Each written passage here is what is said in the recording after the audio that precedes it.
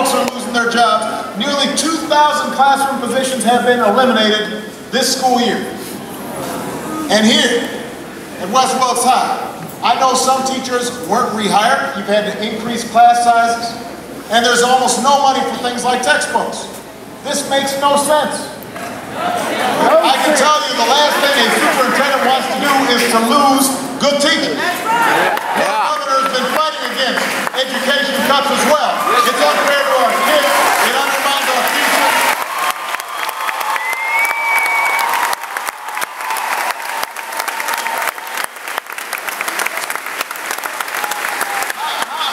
How are we going to compete when countries like Korea and Germany are hiring teachers and preparing their kids for the global economy, and we're laying off teachers left and right? One North Carolina teacher said, "We didn't cause the poor economy.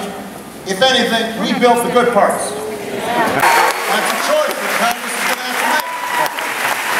Congress is going to have to make a decision whether they decide to help unemployed Americans who are struggling, or whether we should make sure that we give them the experience and support that they need to get back in the workforce and build a better life.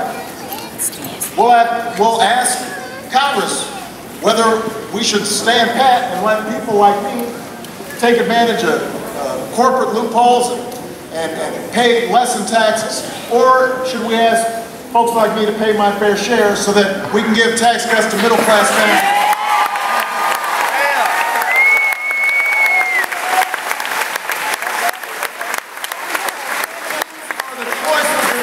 Congress are going to have to make in the coming weeks. And if they vote against these proposals, if they vote against taking steps that we know will put Americans back to work, they've got to explain, not to me, but to you, why they're doing it. They don't work for special interests. They don't work for lobbies. They work for you. And if they're not delivering, you need to let them know. You're going to get on the phone and you're going to tweet them or write them a letter or pay them a visit, but tell them to do the right thing. Tell them what's at stake here. There are too many fellow Americans hurting, and you can't stand by and do nothing. Now's the time to act. And by the way, there's going to be an election, and we're going to have a convention right here in North Carolina.